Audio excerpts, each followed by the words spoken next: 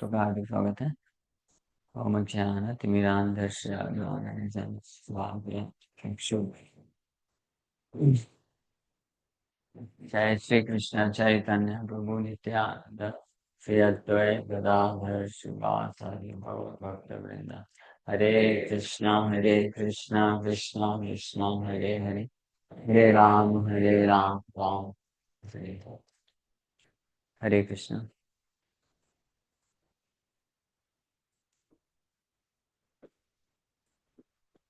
हरे कृष्ण। तो सभी भक्तों का हार्दिक स्वागत है आज के इस प्रोग्राम में। प्रोग्राम का कुछ नाम है क्या? भक्ति वृक्ष प्रोग्राम। ओ अच्छा है, बहुत अच्छा नाम, भक्ति वृक्ष।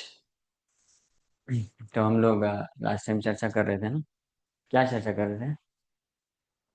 कोई बताएगा? हाँ, माया या कृपा, हाँ माया या कृपा। लेकिन उसके पहले हम लोग ये चर्चा कर रहे थे ना, sincere sincere devotion and insincere devotion. तो इन दोनों में क्या अंतर है? सिंसियर डिवोटी किसको बोलते हैं? जो सिंसियर भक्ति करता है। हाँ, और सिंसियर भक्ति किसको बोलते हैं? हाँ, जो अपने, हाँ, तो वो कैसे, गुरु के आदेश के अनुसार कैसे कार्य करता है? उसका प्रोसेस याद है? शरणागति, शरणागत होकर के जो सेवा करता है या कार्य करता है। एक्चुअली कोई शरणागत भक्त ही गुरु के आदेशों को पालन कर सकता है ऐसे कैसे। जो शरणागत नहीं है वो बहुत डिफिकल्ट हो, नहीं कर पाते जनरली। तो शरणागति का अर्थ क्या होता है? किसी को याद है? शरणागति के छह। हाँ, हाँ, तीन हो गया और छह, छह शरणागति के। हाँ, दैन्य आत्मनिवेदन, दैन्य मतलब विनम्रता। हाँ, और आत्मनिवेदन सेल्फ सरेंडर।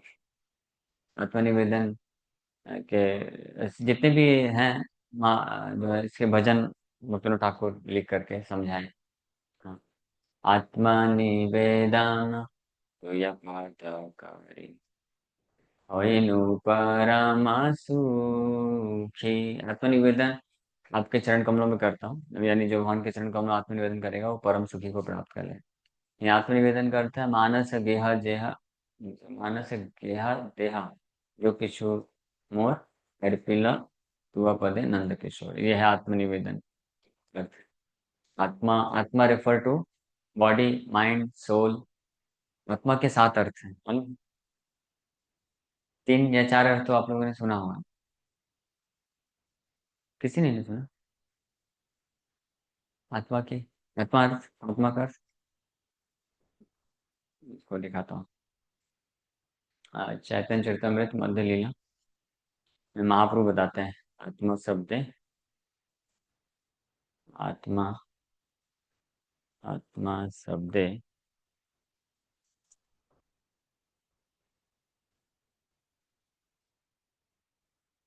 एग्जैक्ट वर्ष मुझे मालूम। 24वां जो अध्याय है, महाप्रभु ये वर्णन करते हैं। हाँ,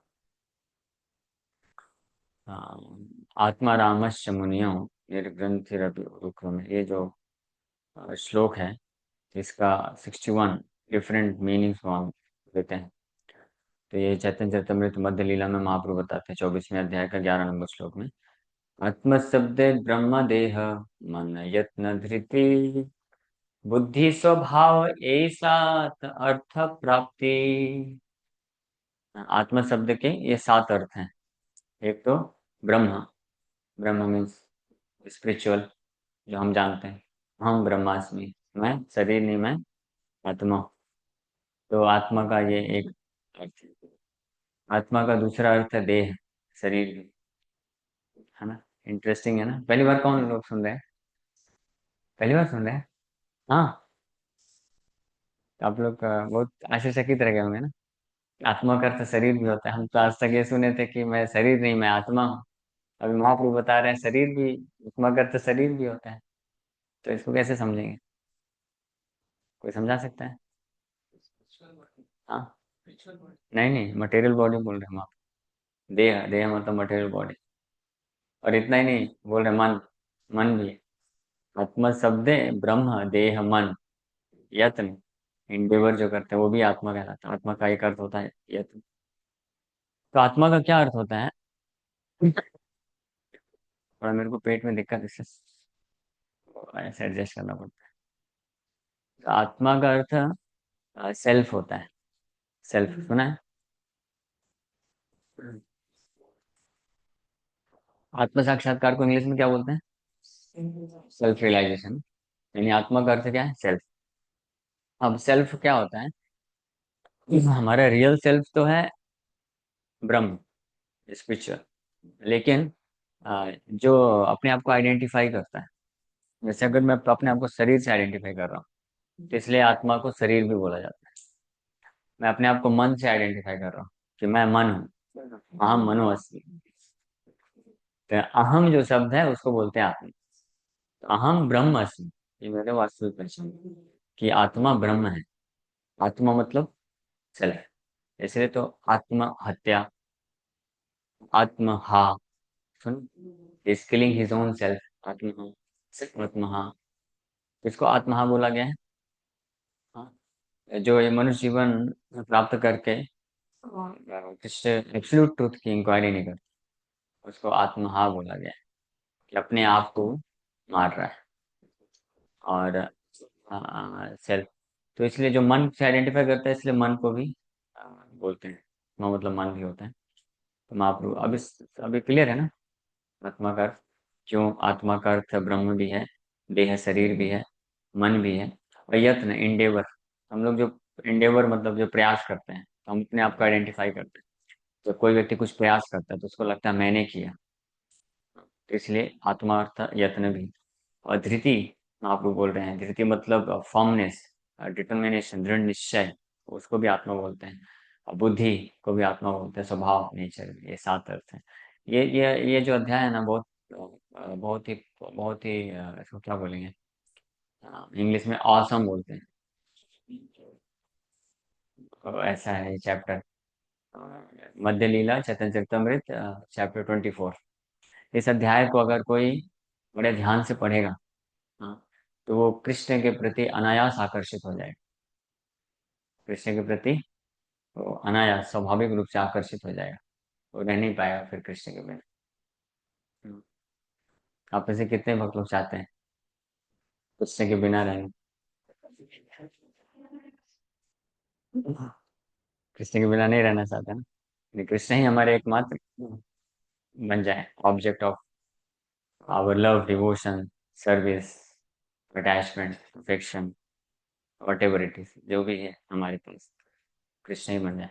हाँ, तो हम लोग ये चर्चा कर रहे थे, कृष्ण भी यानी कृष्ण ही, समझना? तो सिंसियर डिवोटी और इनसिंसियर डिवोटी में ये अंतर है। Most insincere means no Krishna, most insincere only maya. And और एक्स्ट्रा जो एक स्टेप थोड़ा सिंसियर होता है, जिसको बोल सकते हैं 33% सिंसियर, जिसको कृष्ण अलोंग विथ माया। हम्म, जैसे ज्यादातर जो भक्तों के संग में नहीं रहते, बाहर के लोग आते हैं, तो वो लोग अपने भौतिक संसार के साथ साथ थोड़ा सा कृष्ण भी चाहिए। तो 33% सिंसियर। ऐसा कोई डेटा नहीं लिखा, मैं जस्ट बना रहा हूँ बस स्टेप बताने के लिए। फिर उससे और ज्यादा सिंसियर, 66% सिंसियर। बताइए क्या हो, कौन हो सकता है? गेस करिए। माया भी? हाँ, हाँ, काइंड ऑफ ये, माया अलोंग विथ कृष्ण, माया कृष्ण के साथ साथ।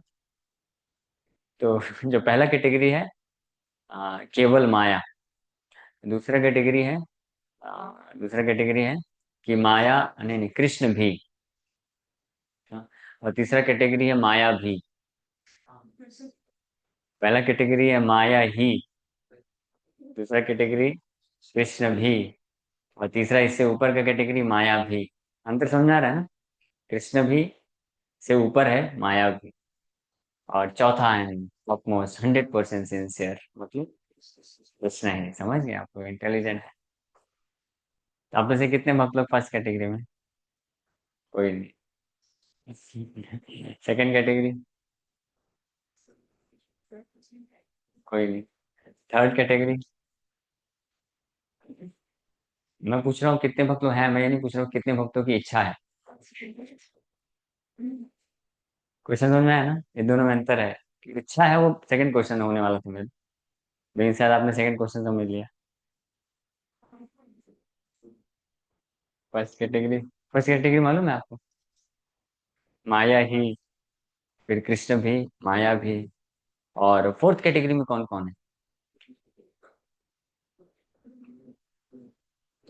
शिला प्रभुपाद की जय। कृष्ण ही, ओनली कृष्ण। अच्छा, आप में से कितने लोग का इच्छा है माया ही फर्स्ट कैटेगरी का? कृष्ण भी, उसको इच्छा है कृष्ण भी सेकंड कैटेगरी। समझ में आया ना आपको कृष्ण भी का मतलब? और थर्ड में किसका इसका इच्छा है? और फोर्थ? सबको पक्का? मतलब फिजिकल हैंड्स रेस किए हैं या अंदर के हाथ भी उठाएं? अंदर के हाथ और बाहर के हाथ मालूम है ना? जैसे gross body and subtle body, वैसे gross willingness and subtle willingness, everything has this two aspect. Gross willingness, subtle willingness, gross smile, subtle smile. somebody may be smiling grossly but trying subtly, तो वो बोलते हैं ना trying hard, और English में कहावत है स्माइलिंग फेस क्राइंग हार्ट। उसको प्लास्टिक स्माइल, एयर होस्टेस का जैसे स्माइल,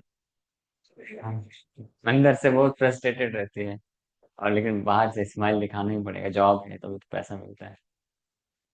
तो ऐसा नहीं। तो भगवान कौन सा देखते हैं, ग्रॉस वाला या सटल वाला? हाँ,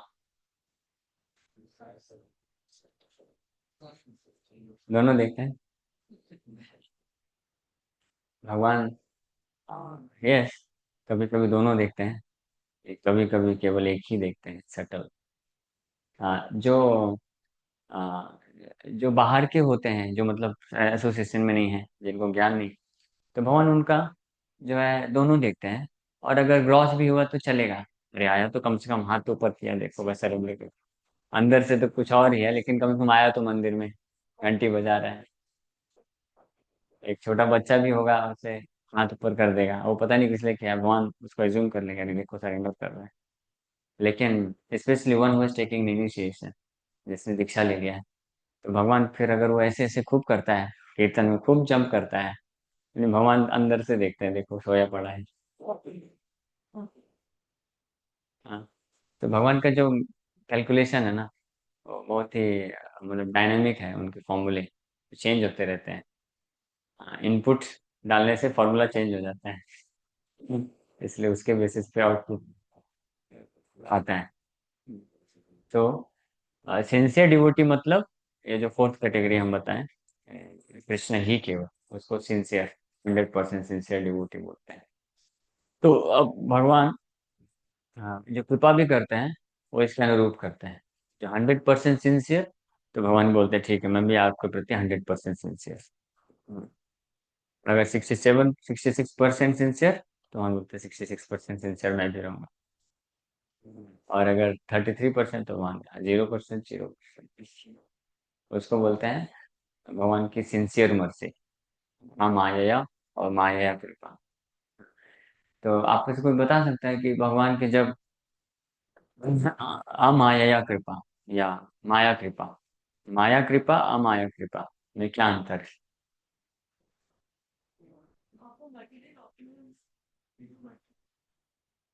हाँ, भौतिक ऐश्वर्य, जब भक्ति करने से, तो ये हम तो यही सुने थे, क्लेश अग्नि सुभदा, है ना? कि आप भक्ति करिए, आपका सब दुख दर्द नष्ट हो जाएगा। तो जब भक्ति करने से हमारे जीवन में आ, सुख बढ़ जाए, भौतिक सुख की बात कर रहे हैं। भक्ति रसामृत सिंधु में ये जो लिखा है, क्लेश अग्नि और सुविधा, और क्लेश अग्नि, सारे क्लेश नष्ट हो जाते हैं, सुविधा आ जाती है। तो इसका केवल जो है भौतिक अर्थ नहीं है, क्योंकि भक्ति करने से सुख आता है। तो किस सुख की बात की गई है? वो वो जो है मेनली स्पिरिचुअल जो हैप्पीनेस है, भगवान के साथ जो हमारे संबंध है उसकी बात की गई। तो मटेरियल जो चीजें हैं वो हो सकता है, नहीं हो सकता है, उसको ज्यादा भगवान मतलब वो नहीं करते हैं। कर्म के अनुसार आता है, आ सकता है, जा सकता है। भगवान का कैलकुलेशन, हिसाब किताब कैसा रहता है? वो भक्त के डिजायर के अनुसार रहता है। अगर कोई 100% सिंसियर डिवोटी है, तो भगवान फिर कैलकुलेट करते हैं कि इसको भौतिक ऐश्वर्य देने से ये भक्ति में आगे बढ़ेगा, तो दे देते हैं। और भौतिक ऐश्वर्य छीनने से भक्ति में आगे बढ़ेगा, तो छीन लेते हैं। और वो भक्त की भी यही इच्छा होती है। जैसे सुदामा ब्राह्मण को बहुत लंबे समय तक भगवान जो है गरीब रखे, तो उसमें सुदामा ब्राह्मण को कभी कोई समस्या नहीं हुई। वो उस समय तक उस तरीके से भगवान की भक्ति प्रभक्ति में बढ़ रहा। फिर भगवान ने देखा हृदय में झांक करके कि इसके पास ऐश्वर्य ना होने के कारण ये भक्ति में थोड़ा कुछ चीज मिसिंग हो रही है। आपको मालूम है सुदामा ब्राह्मण को भगवान ने ऐश्वर्य क्यों दिया? मेन रीजन क्या है, क्यों ऐश्वर्य भगवान दिए? नहीं मालूम, वो पढ़ा है कृष्ण बुक, उसमें है। प्रभुपाद जी लिखते हैं, आचार्यों को, ठीक है। तो सुदामा ब्राह्मण इतने महान वैष्णव हुए कि उनको कोई फर्क ही नहीं पड़ता था कि गरीबी है या भौतिक रूप से तकलीफ है, कोई फर्क नहीं पड़ता था। वो एक निष्ठ होकर के भगवान का स्मरण करते रहते थे। तो इस प्रकार का जो सकल सूक्ष्म बहुत ही ट्रेस, ऐसा ऐसा भी बताते हैं कि उनके हृदय में ये था कि मैं भौतिक जगत से पूरी तरह से विरक्त हूँ, और मुझे कोई फर्क नहीं पड़ता, कोई लेना देना नहीं। तो भगवान उनको ऐश्वर्य में रहते हुए भी कैसे अनडिस्टर्ब रह करके भक्ति करना है, उस स्टेज में लाना चाहते थे। तो इसलिए उनका विरक्ति के प्रति विरक्ति लाना चाहते थे भगवान। हमारा कैसा है, हमको आसक्ति से विरक्ति लाना पहले तो, इसलिए हमारे पास ऐश्वर्य ना मिले तो ही अच्छा है। विरक्ति के, क्योंकि विरक्ति भी बाधा है। सर्वधर्मान परित्यज्य जब भगवान बोले, तो इसमें एक और धर्म आ गया, ये वैराग्य धर्म भी। इसको भी तो छोड़ना पड़ेगा। जैसे कांटे से कांटा निकालते हैं, जिस कांटे ने हेल्प किया कांटा निकालने के लिए, फिर उस कांटे को क्या करते हैं, अपने पास रख लेते हैं। उस कांटे से कांटा निकाले, फिर उस कांटे को भी फेंक दिए।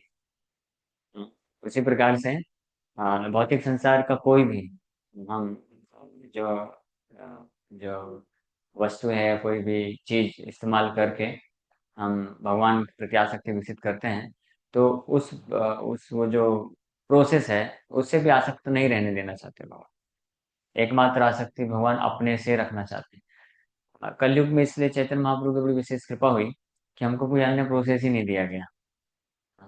हमको डायरेक्ट जो भगवान ही दे दिए गए, भगवान ही खुद प्रोसेस बन के आ गए, तो इतना टेंशन नहीं। हरिनाम, हरिनाम जो है सर्वश्रेष्ठ प्रोसेस है। तो हरिनाम से हम कृष्ण को प्राप्त करते हैं, ऐसा एग्जैक्टली सही बोलना नहीं है, लेकिन हमारे लिए ऐसा है कि हरिनाम के माध्यम से साधन करके हम कृष्ण को प्राप्त करते हैं। लेकिन वास्तव में हरिनाम ही खुद अपने आप में कृष्ण है या साध्य है। तो इसलिए जो परफेक्शन सिद्धि को हासिल प्राप्त करता है भक्त है, तो उस वक्त वो क्या करता है, वो हरिनाम ही जप करता है। वो परफेक्शनल स्टेज कहलाता है। तो इस तरीके से भगवान ये कार्य करते हैं। इसलिए जो शरणागत भक्त होते हैं, वो हर परिस्थिति में भगवान का कोई भी डिसीजन होता है उनके जीवन में, उसको स्वीकार कर लेते हैं, ये जानते हुए कि ये जो परिस्थिति है, ये जो तरीका है मेरे एडवांसमेंट के लिए ज्यादा सूटेबल है, इसलिए भगवान ने मुझे ऐसी परिस्थिति में डाल दिया। या जैसे जो बद्ध जीवात्मा होते हैं, वो जब भक्ति करते हैं तो हमारे जीवन में तो कर्म के अनुसार आता है। तो कर्म के अनुसार भी जब आता है कुछ सुख या दुख, तो हमको इस प्रकार से लेना चाहिए कि इस परिस्थिति में मैं किस तरीके से भगवान कृष्ण की भक्ति में अपने आप को एंगेज कर दूं। तो भगवान को कभी वो दोष नहीं देता है। भगवान एक्सपर्ट, बहुत एक्सपर्ट है, वृक्ष है, किसी भी बद्ध जीवात्मा को इस भौतिक संसार से उद्धार करने के लिए। किंकुल शेखर अपने एक ये मुकुंद माला स्त्रोत का जो पहला श्लोक है, मालूम है किसी? श्री श्री वल्लभेति वरदे दया परेति भक्त प्रियेति भवलुंठन को विदेति नाथेति नागशयनेति जगन्निवासेति आलापिनं प्रतिदिनं कुरु मां मुग्धा। इसमें इसमें भगवान को एड्रेस करते हैं, एक शब्द है भवलुंठन को विदेति, expert deliverer from material existence. भौतिक जगत से उद्धार करने में ये बहुत ही एक्सपर्ट है भगवान। बहुत बुद्धिमान है, एक्सपर्ट है और समर्थ भी है, कैपेबल भी। तो इसलिए भक्त पूर्ण रूप से उन पर निर्भर रहता है, उनका आश्रय लेके अपना भजन और साधन करते रहता है।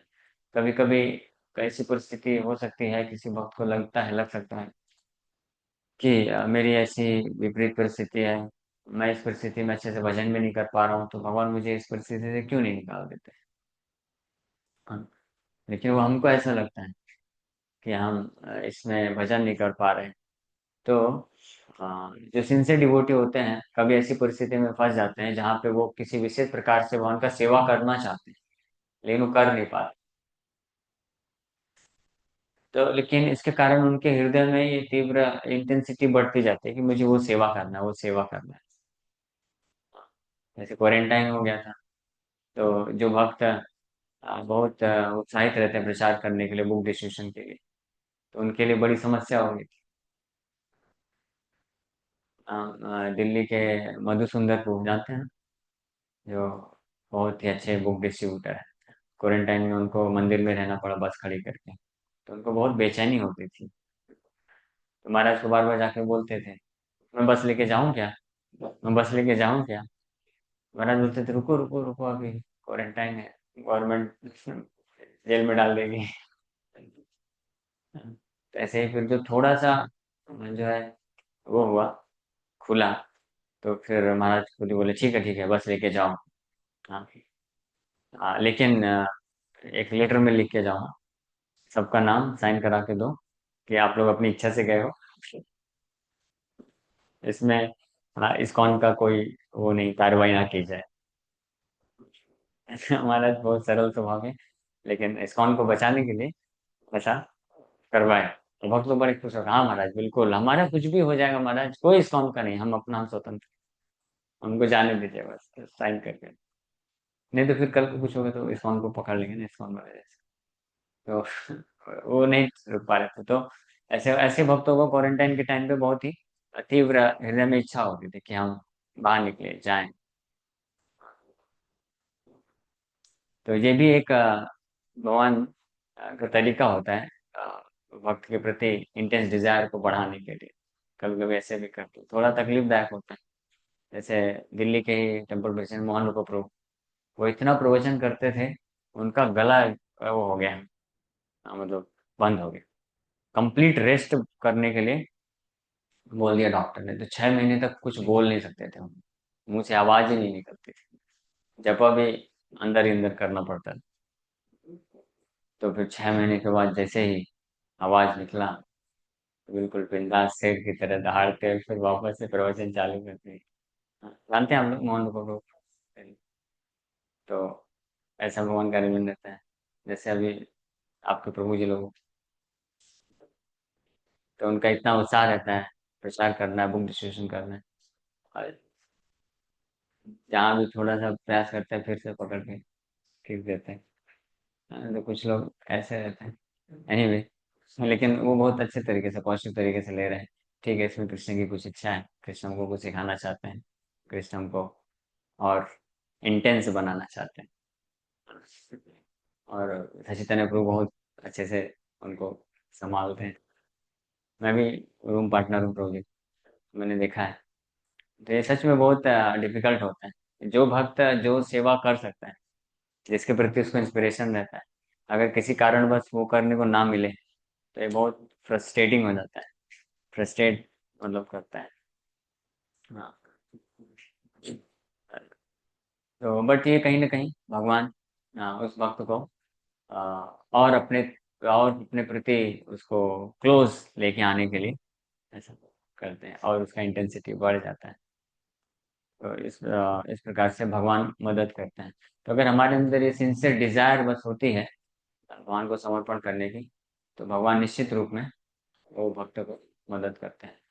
और साइन ऑफ सिंसियरिटी होता है कि वो भक्त जो जरूरत है करने के लिए, कृष्ण को प्राप्त करने के लिए, वो करने के लिए तैयार रहता है। उसके जीवन में कभी भी ऐसी परिस्थिति आती है, कैसी भी परिस्थिति आती है, तो उसके दिमाग में यही प्रश्न उठता है कि क्या ये करने से मैं कृष्ण को प्राप्त करूंगा या कृष्ण को खो दूंगा। ये हमेशा जो भक्त क्वेश्चन पूछता है, तो इसका मतलब वो सिंसियर डिवोटी है, साइन ऑफ सिंसियर डिवोटी। मतलब वही कनेक्टेड है, जो फोर्थ हमने बताया कि कृष्ण ही चाहिए। तो ये करने से क्या मैं कृष्ण को प्राप्त करूंगा या खो बैठूंगा। तो फिर वो इमीडिएटली वो डिसीजन ले लेते हैं, वो इजी बन जाता है। ऐसा भक्त फिर कभी माया में उसको गिरने का प्रश्न नहीं उठता है, क्योंकि उसको ये क्लियर कट पता रहता है, लक्ष्य निर्धारित रहता है।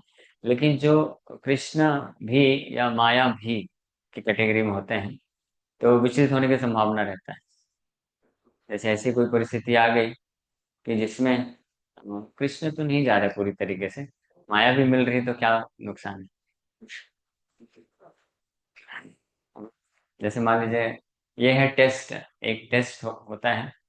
कोई स्पेशली ब्रह्मचारी है या सन्यासी है, कोई यंग ब्रह्मचारी है, बहुत एजुकेटेड है, और वो कहीं जाता है, स्पेशली गृहस्थ भक्त के यहाँ जाता है, देखता है कि प्रभु जी माता जी कितना अच्छा भक्ति कर रहे हैं, इनका अपना खुद का अच्छा घर है, और सब वैष्णव हैं, घर में विग्रह हैं, और साथ में रहकर भक्ति कर रहे हैं।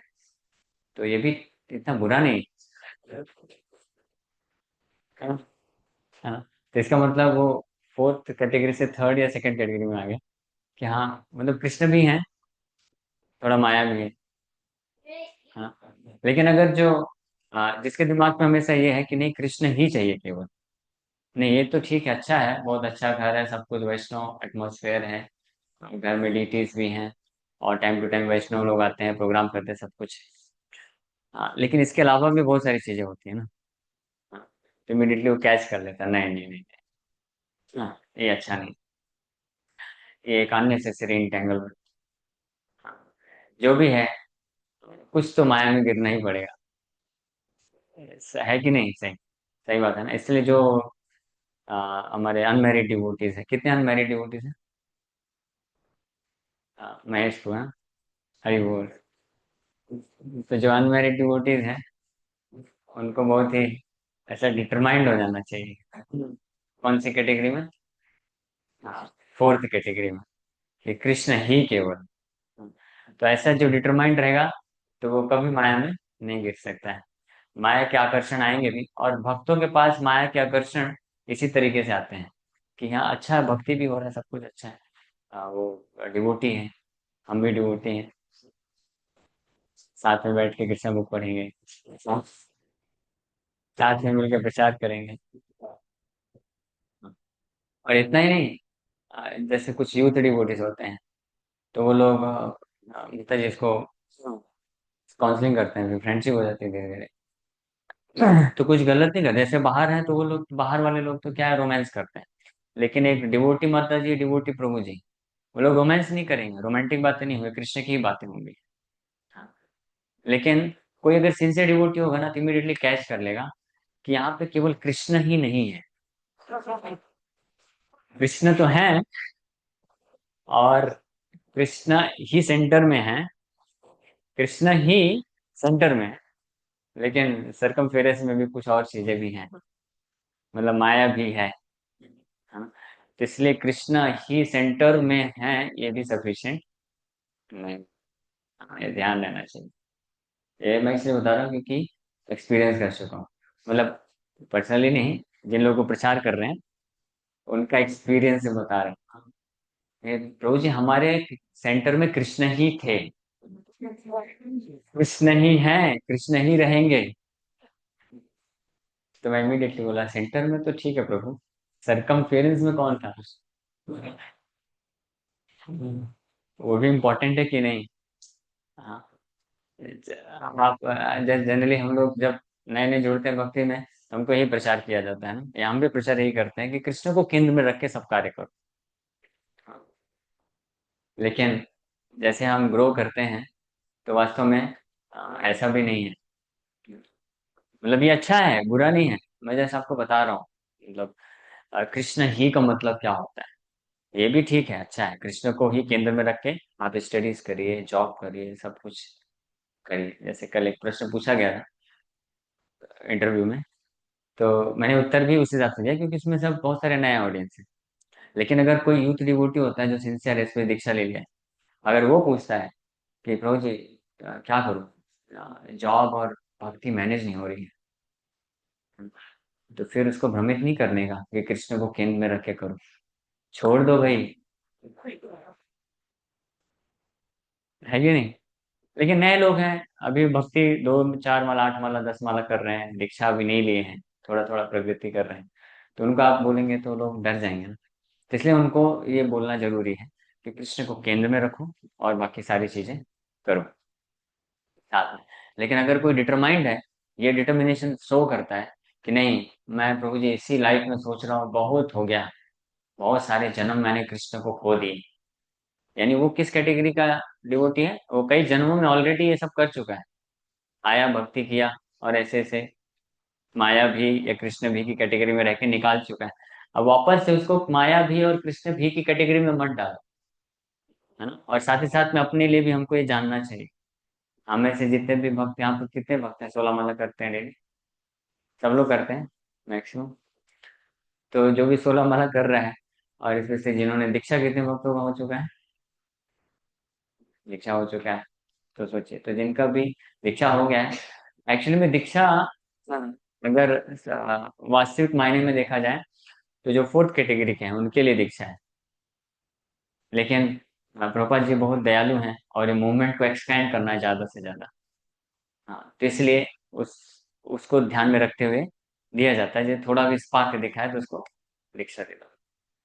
अदरवाइज शिला भक्तिदान सरस्वती ठाकुर प्रभुपाद को दीक्षा कैसे मिला था हमको मालूम, कितना स्ट्रिक्ट। और शिला भक्तिदान सरस्वती ठाकुर प्रभुपाद भी जब दीक्षा देते थे तो वो मतलब पुश करते थे, फोर्स करते थे प्रैक्टिकली 64 राउंड्स करने के लिए। वो बोलते थे अगर जो 64 माला जप नहीं करेगा डेली, वो माया में रहेगा।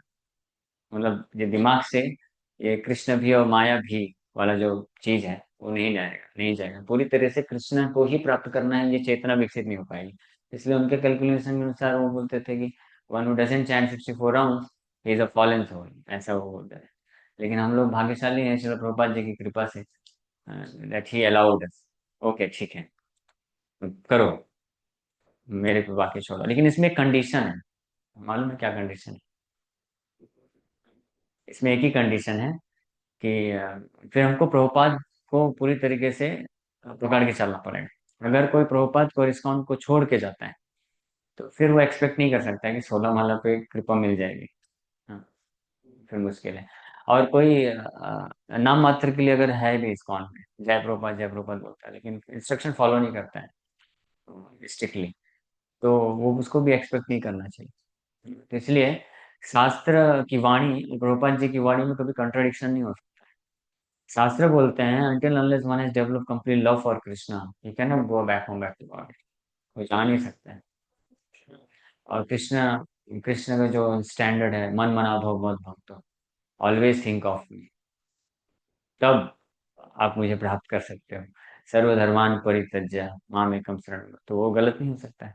प्रभुपाद जी जो बोले वो भी गलत नहीं हो सकता है। तो इस ये रिजॉल्व कैसे होता है? इसी तरीके से रिजॉल्व होता है।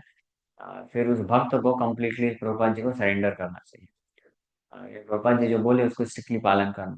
तो प्रभुपाद बोले, श्रील प्रभुपाद जी बोलते हैं कि जो 4 नियम स्ट्रिक्टली पालन करता है, and one who chants 16 good rounds, ये हमेशा ध्यान रखने का।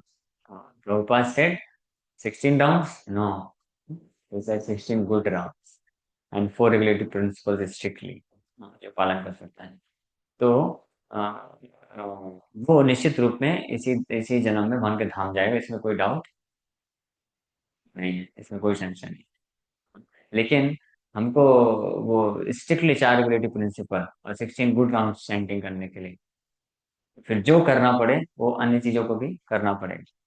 जैसे उसके लिए शास्त्र अध्ययन है, भक्तों का संग है, और सेवा है, और स्ट्रॉन्ग मॉर्निंग प्रोग्राम है, इंस्ट्रक्शन फॉलो करना है। जिन चीजों को ध्यान में, जिन चीजों से हम विघ्न आ सकता है उनको अवॉइड करना है। ऐसे अनफेवरेबल सिचुएशन को अवॉइड करना है, फेवरेबल सिचुएशन को एक्सेप्ट करना है, ये सारी चीजें आ जाती हैं। समझ पा रहे हैं ना? तो इसलिए अ, हमेशा टर्म्स एंड कंडीशंस अप्लाई होती है, जो भी इस तरह के स्टेटमेंट्स होते हैं। तो फिर हम ऐसे एक्सपेक्ट कर सकते हैं। ठीक है। तो भगवान की इसको अ, अमाया और माया कृपा, इसके ऊपर हम लोग चर्चा की। माया कृपा मीन्स इनसिंसियर मर्सी, भगवान जब देते हैं तो उसको अलाउ कर देते हैं that you enjoy this material existence, भक्ति के साथ साथ भौतिक संसार को का भी सुख भोग लीजिए। वो भगवान की माया कृपा है, मीन्स छलावा करने वाली कृपा है। और अमाया मीन्स सिंसियर मर्सी, भगवान जब देते हैं तो उस भक्त को वो सारी परिस्थिति से निकाल देते हैं जहाँ पे वो सेल्फ ग्रेटिफिकेशन में फंस सकता है, क्योंकि उस भक्त का सिंसियर डिजायर होता है, इच्छा होता है, और उसको पूर्ण रूप से अपने जो है शुद्ध सेवा में लगा लेते हैं। शुद्ध वैष्णव का संग प्रदान करके भगवान ये कार्य करते हैं। तो अगर हमारे जीवन में कोई ऐसे वैष्णव का संग होता है जब, जो हमको पूर्ण रूप से कृष्ण के प्रति समर्पित होने के लिए प्रेरित करते हैं, तो समझना चाहिए कि भगवान की हमारे ऊपर अमाया कृपा है। और अगर हम ऐसे परिस्थिति में फंस जाते हैं जहाँ पे हमको ऐसे वैष्णव का संग नहीं मिल पाता है, तो इसका मतलब भगवान की वास्तविक कृपा अभी तक प्राप्त नहीं हुई। ठीक है। तो ये जो भजन हमने गाया, ये वैष्णव के कृपा के ऊपर ही ये भजन है, बहुत सुंदर भजन है। वैसे समय हो गया है, तो लेकिन आप लोग इसका पढ़ के ये प्रार्थना अर्पण कर सकते हैं कि कब मैं कब श्री चैतन्य महाप्रभु मेरे ऊपर दया करेंगे और मैं वैष्णव के चरण छाया को प्राप्त करूंगा। कब मैं विषय अभिमान को छोड़ करके और विष्णु जनयामी करीबे सम्मान, विष्णु जन के प्रति सम्मान कर पाऊंगा। ये भगवान के भक्तों का जो प्रॉपर रिस्पेक्ट है, सम्मान है, यह सेवा का भाव है, वो उतनी ही मात्रा में विकसित होता है जितनी मात्रा में हमारे हृदय से विषय को भोग करने की प्रवृत्ति नष्ट होती है। जिस व्यक्ति के अंदर जितनी मात्रा में विषय को भोग करने की प्रवृत्ति रहती है, उतनी ही मात्रा में वो भगवान के भक्तों का रिस्पेक्ट नहीं कर पाता है या सेवा का भाव विकसित नहीं कर पाता है। तो ये प्रार्थना करके हम जब विषय अभिमान को छोड़ते हैं तो हम सेवा भाव को विकसित कर पाते हैं। और इसके लिए विष्णु ठाकुर तरीका बता रहे हैं कि हमको हाथ जोड़ करके अपने आप को तुच्छ मानते हुए हाँ, जो है प्रार्थना करना चाहिए वैष्णवों से, भगवान से, प्रभुपाद से, आचार्यों से हमको प्रार्थना करना चाहिए कि निष्कपट भाव से, निष्कपट मतलब ईमानदारी से, ईमानदारी से प्रार्थना करना चाहिए। ऐसा बोला जाता है, एक आचार्यगण वर्णन करते हैं कि हमारे हृदय के जो अनर्थ हैं, जब हम वैष्णवों के सामने रखते हैं तो उससे वो अनर्थ नष्ट होते हैं। लेकिन ऑफ कोर्स इसमें जो है ऐसा वैष्णव होने चाहिए, ऐसे वैष्णव होने चाहिए, एक या एक से ज्यादा भी हो सकते हैं, जो कि कॉन्फिडेंशियल मैच्योर हो, परिपक्व हो। तो वास्तव में वैष्णव जब शास्त्र में बताए गए हैं तो ये रेफर करता है शुद्ध वैष्णव। हाँ, ये हमेशा ध्यान रखना चाहिए। हम लोग प्रैक्टिसिंग डिवोटीज हैं, तो इसलिए वैष्णव में डिस्क्रिमिनेशन करना भी सिखाया गया है। रूप गोस्वामी डिस्क्रिमिनेशन करके सिखाते हैं जो कनिष्ठ अधिकारी वैष्णव होते हैं उनका सम्मान करना चाहिए, निंदा किसी का नहीं करना चाहिए, लेकिन उनका संग नहीं करना चाहिए, उनसे हार्ट शेयरिंग नहीं करना चाहिए। जो मध्यम अधिकारी वैष्णव होते हैं उनके साथ मिलकर के सेवा करना चाहिए, और जो उत्तम अधिकारी वैष्णव होते हैं उनका सेवा करना चाहिए और उनसे अपना हृदय शेयर करना चाहिए। उस प्रकार के वैष्णव के सामने जा करके जब हम अपने जो अपराध होते हैं, अनर्थ होते हैं, अपने हृदय को प्रकट करते हैं निष्कपट भाव से, तो क्या होता है, ऐसे वैष्णव हमारा जो है रोते रोते अपने दुख ग्राम, बहुत जो दुख हमारे हृदय में है, उसको प्रकट करना चाहिए।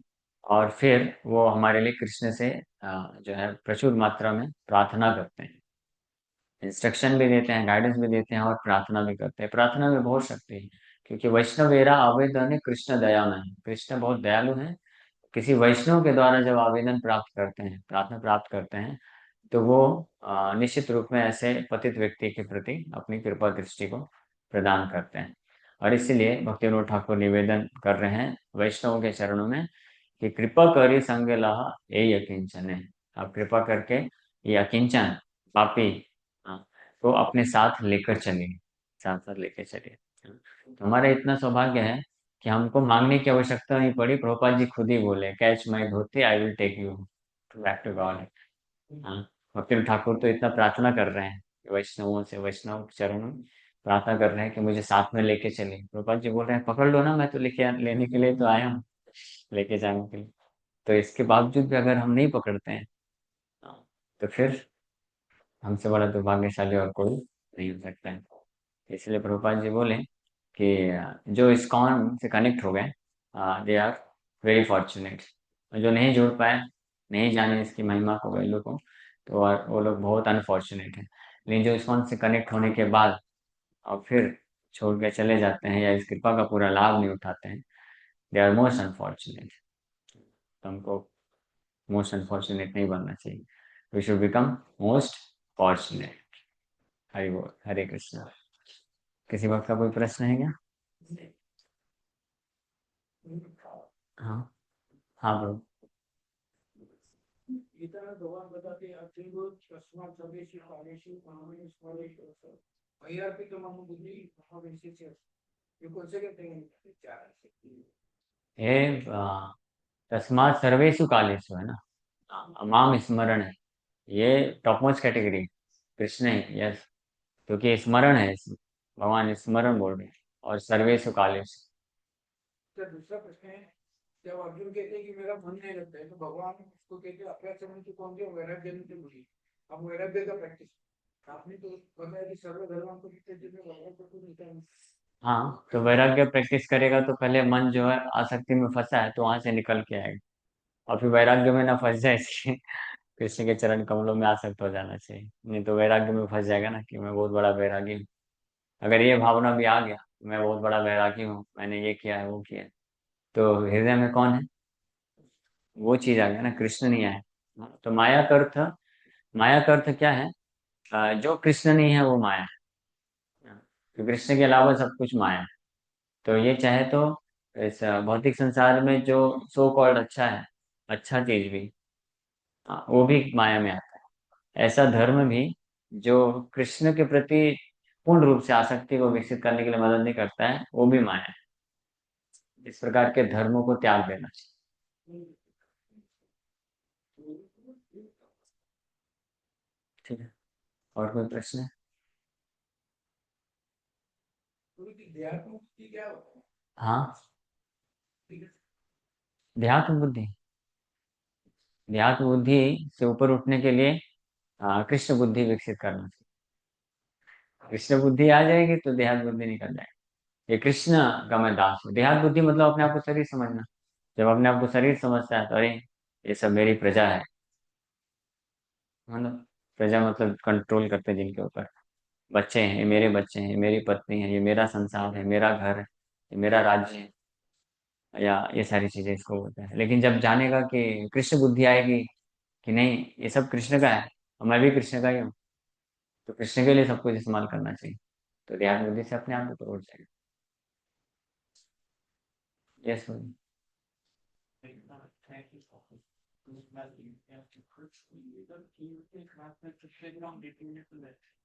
तो इसलिए हमेशा सुनते रहिए।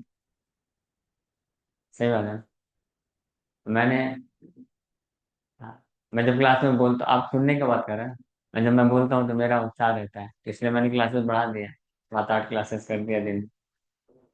मैं जब मैं नाम जप करता था, तो मैं नाम जप करता हूँ तो अच्छा रहता है, कृष्ण को याद करते रहते हैं, चाहे कितना भी माइंड डिस्टर्ब हो। हरे कृष्ण जप करें, मतलब कृष्ण चाहिए, कृष्ण चाहिए, कृष्ण चाहिए। और जैसे नाम जब छोड़ दिया, कोई जॉब करने लग गए, जब जॉब करते थे फिर सब तो फंस जाते थे उसमें, अरे देखो ये कोड अच्छा करना है, बिल्कुल मस्त फर्स्ट क्लास आना चाहिए, जब भूल गए कृष्ण को, और अच्छा करना, और अच्छा करना, पैसे कमाना, ये सारी चीजें आ जाती हैं। तो ये सबसे निकलना है, तो तुरंत क्लिक करके नाम जप करता हूँ तो ठीक रहता है। और कथा सुनते रहता हूँ, कथा करते रहते हूँ तो ठीक रहता है। तो मैं सोचा कि फिर यही करना चाहिए ना। मनुष्य जीवन का लक्ष्य क्या है? प्रभुपाद जी एक तात्पर्य में लिखते हैं, the only only purpose of this human form of life is to become Krishna conscious. Only लिख रहे हैं प्रभुपाद जी, है ना, ही, कृष्ण ही केवल। तो जो इस बात को समझ गया तो फिर वो अननेसेसरी क्यों करेगा, वो फिर सुनता रहेगा हमेशा, जब करता रहेगा। तो अब आप बोलेंगे प्रभु जी अभी तो हमारे पास ऑप्शन नहीं है ना। तो पास भी ऑप्शन, के पास वो ऑप्शन है जो प्रभु जी बताते हैं, तस्मात् सर्वेषु कालेषु माम अनुस्मरण रचा। वो आपके लिए ऑप्शन है, और आप लोग के लिए तो अच्छा ऑप्शन है। आप तो ये बीड बैग हमेशा लेके घूम सकते हैं, और जैसे प्रभु जी हैं, प्रभु जी को तो काउंटर पहनना पड़ेगा। जैसे आप कोड लिखते हैं ना, कोडिंग करते हैं ना सॉफ्टवेयर इंजीनियर, तो आप कोड लिखते हैं तो काउंटर चाहे तो पहने रहिए, काउंटर ना भी पहनिए, कोडिंग करते करते हरे कृष्णा हरे कृष्णा, जैसे एक लाइन का कोड कंप्लीट किया, हरे कृष्णा, नेक्स्ट लाइन में गया, हरे कृष्णा। मैं आपको एक बहुत अच्छा टेक्निक बताऊँ, आप संकल्प निर्धारित करिए नाम जप करने के लिए, तो वो बहुत पावरफुल रहेगा, फिर आप कभी समय व्यर्थ नहीं गवाएंगे, और आपका जप जो है ज्यादा कर पाएंगे। और इस प्रकार से आप अपने आप को हमेशा इस चेतना में स्थित रख सकते हैं। देखिए, यही एकमात्र सोल्यूशन है ना? कृष्ण और माया साथ साथ चलते हैं। जैसे ही कृष्ण साइड, माया इमीडिएटली सामने। कृष्णा भूलिया जीव, भोगवांछा करे, निकट स्थे माया झपटिया करे, तुरंत माया जो है पकड़ ले। ये कृष्ण का ही अरेंजमेंट है। ये कृष्ण इतने दयालु हैं, इतने दयालु, इतने दयालु हैं, वो चाहते हैं कि हम उनको कभी ना भूलें। इसलिए कृष्ण माया को बोल के रखे हैं कि जैसे मुझे भूले, तुरंत मुझे भूलता है जैसे, तुरंत झपटिया लगा देने की, तो फिर से दौड़ के मेरे पास आए। क्योंकि क्या है, कृष्ण हाथ नहीं उठाना चाहते, प्रेम है ना। कृष्ण बोलते हैं मैं केवल प्रेम करना चाहता हूँ, हाँ, मैं मारना नहीं चाहता। तो ये मारने वाला जो टास्क है माया देवी को दे दिया है। अपना रिलेशन खराब नहीं करते। वैसे जनरली मैं भी यही प्रिंसिपल अप्लाई करता हूँ, जिन लोगों को मैं, जो अंडर होते हैं, मैं उनको कभी करेक्ट नहीं करता, बहुत हार्डली करेक्शन देता हूँ, क्योंकि मुझे मालूम है करेक्शन देने के लिए कई लोग मिलेंगे, बस ठीक है, थोड़ा सा समय ज्यादा लग जाएगा तो चलेगा, नो प्रॉब्लम। तो इसलिए उनको मैं, जैसे अन्य वैश्यों के संपर्क में आते हैं तो इमीडिएटली वो करेक्शन मिलना चालू हो जाता है। तो कम से कम अपने से संबंध अच्छा रहेगा।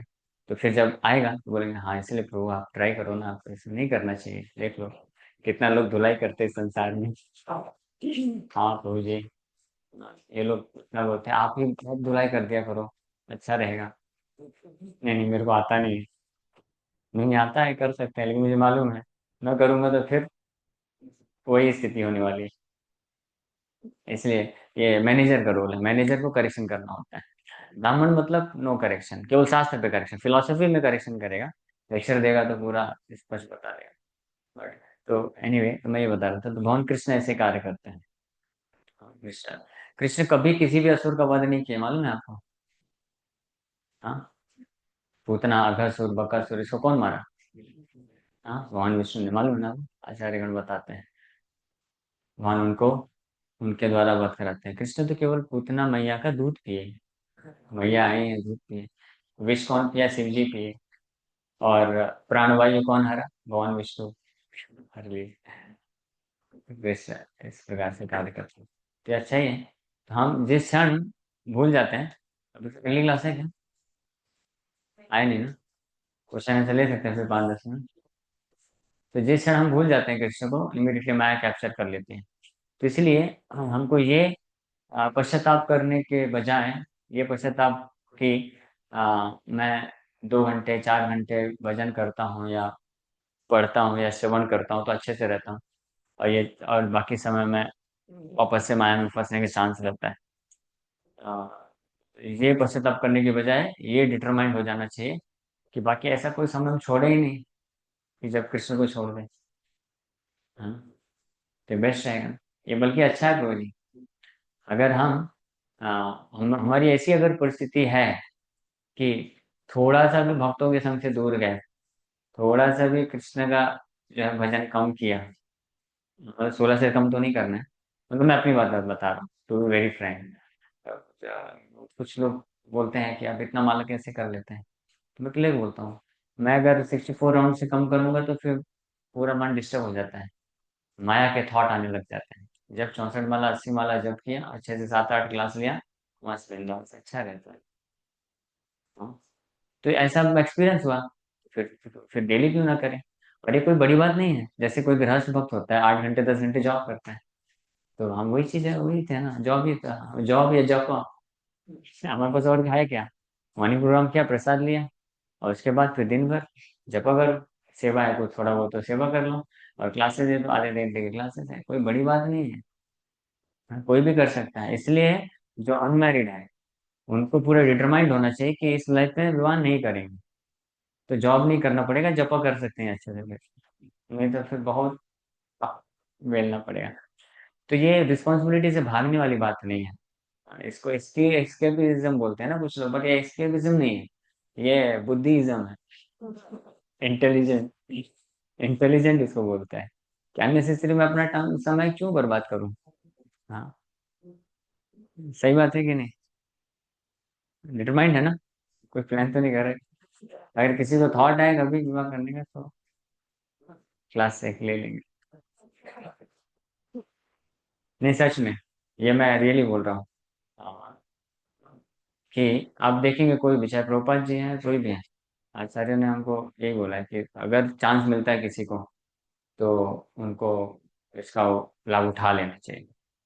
हाँ, आप इतना अच्छा भजन कर पाएंगे, इतना अच्छा सेवा कर पाएंगे, ये विवाह करने के कारण रेस्ट्रिक्शन आ जाएंगे, आप नहीं कर पाएंगे, बहुत मुश्किल होता है।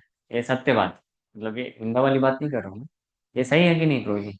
जैसे मान लीजिए आप अगर डिसाइड करें मैं आज 64 माला करूंगा, तो वो केवल आप संडे को ही डिसाइड कर सकते हैं, Saturday Sunday, Monday to Friday आपको तो करना पड़ेगा ना जॉब, जॉब छोड़ नहीं सकते हैं, वो तो करने पड़ेगा। लेकिन हमारे पास ऐसा नहीं है, हम लोग डिसाइड किया आज ठीक है, आज मैं सोच रहा हूँ थोड़ा और ज्यादा जॉब करता हूँ, एक काम करो प्रभु जी आज ना क्लास कैंसिल कर दो, एक क्लास रखना है तो ठीक है साथ में बैठ के जॉब करेंगे। मैं ऐसे भी कई बार कर लेता। तो अपने ऊपर है सब कुछ। कितना अच्छा लाइफ है, सो वंडरफुल। बस एक थोड़ा सा वो जो इचिंग सेंसेशन है उसको कंट्रोल कर ले कोई, तो फिर इतना अच्छा अपॉर्चुनिटी मिल रहा है, तो क्यों इसको खोना चाहिए। हमने हर लाइफ में कृष्ण को खोया है केवल इसी कारण, जस्ट थोड़ा सा एचिंग सेंसेशन को फुलफिल करने के कारण कृष्ण को हम खो बैठे हैं।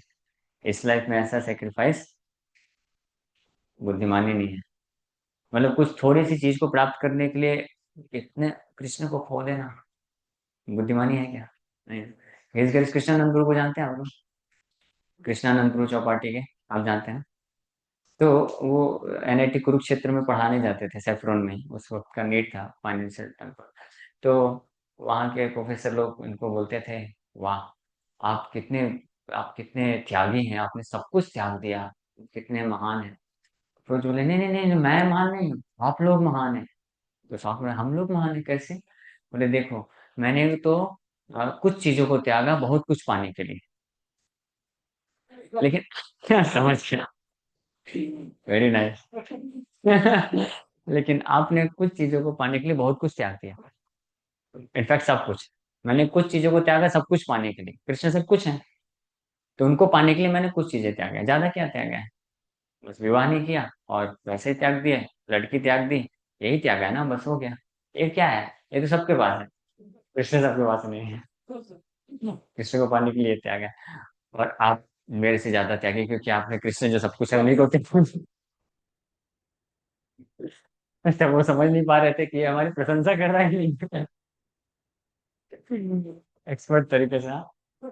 हाँ, लेकिन ये बहुत जबरदस्त बात है, ये सत्य बात है। अगर आप विचार करें ना, ये बिल्कुल सत्य बात है कि संसार का कोई भी सुख, कैसा भी, कितना भी पावरफुल सुख होता है, उसका कृष्ण के सामने क्या औकात है? कोई औकात है? ब्रह्मा जी के पोजीशन का कोई औकात नहीं है, तो इस पृथ्वी लोक में फिर किसकी औकात होगी?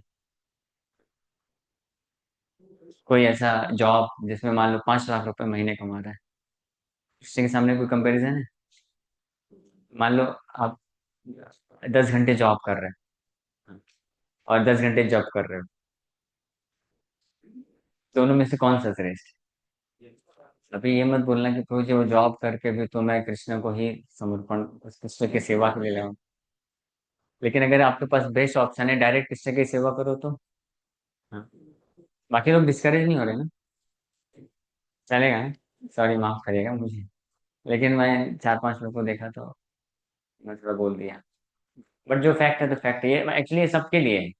हमको ये प्रयास करना चाहिए, अगर जैसे कोई गृहस्थ भक्त भी है तो जो बाहर जितना मिनिमम रिक्वायर्ड है मटेरियल वर्क, वो करके बाकी समय हमको डिटरमाइंड होकर के ज्यादा से ज्यादा समय हमको देना चाहिए कृष्ण को डायरेक्ट। श्रवण कीर्तन, जो श्रवण कीर्तन है वो जो है शुद्ध भक्ति का अंग है। नवविधा भक्ति में से प्रहलाद महाराज सॉफ्टवेयर कोडिंग तो नहीं लिखे हैं कि ये करके, वो, वो डायरेक्ट दिए हैं। और उन नवविधा भक्ति में से भी जो दो है, श्रवणम कीर्तनम, वो सर्वश्रेष्ठ है। तार मध्य सर्वश्रेष्ठ नाम संकीर्तन, महाप्रभु बोले। तो बेस्ट का फायदा उठाना चाहिए, बेस्ट टॉप मोस्ट जो सबसे पावरफुल। अगर आपके किसी को कोई डिजीज हो जाए तो उसको दो मेडिसिन दी जाए कि एक ये मेडिसिन है और एक ये मेडिसिन है। अंतर क्या है? ये जो मेडिसिन है ना, ये 100 गुना ज्यादा पावरफुल है इससे, यानी इसका जो प्रभाव जितना होगा उससे 100 गुना ज्यादा तेजी से ये डिजीज को दूर करेगा। और आपको दोनों में से जो चाहिए ले लो, तो आप कौन सा लेंगे? 100 गुना ज्यादा वाला ना। तो बुद्धिमानी है। तो इसका मतलब ये नहीं कि जो ये वाली मेडिसिन है वो नहीं है, मेडिसिन मेडिसिन है, लेकिन जो ये नहीं ले सकता वो कम से कम कुछ तो धीरे धीरे करना चाहिए। तो बेस्ट है कि हम चाहे गृहस्थ हो या ब्रह्मचारी हो, डजेंट मैटर, बेस्ट है अपने समय को वो डायरेक्ट जो डिवोशल सर्विस है कृष्ण की, आ, नाम जप, श्रवण कीर्तन और कथा श्रवण, भागवत पठन, ये करना चाहिए। तो ये जो है क्विक एडवांसमेंट होता है। इसका प्रमाण क्या है कि हो गया? हाँ, क्लास है जी। Okay okay. ओ, आपको, हाँ, हमको लगा शायद आए नहीं, ठीक है, ओके, वेट कर। हरे कृष्ण। ठीक है, देख लिया करो, हाँ। नहीं, पता नहीं लास्ट। हाँ, ओके ओके, ठीक है ठीक है। वो एक्चुअली लास्ट टाइम नहीं आया था ना, लास्ट टाइम शायद नहीं हुआ था, तो इस टाइम भी दिखे नहीं, तो इसलिए हमको लगा हुआ था लास्ट टाइम। ठीक है, आप आ जाइए इमीडिएटली। ओके। देख लिया करो, हाँ, बता दिया करो। हरे कृष्ण।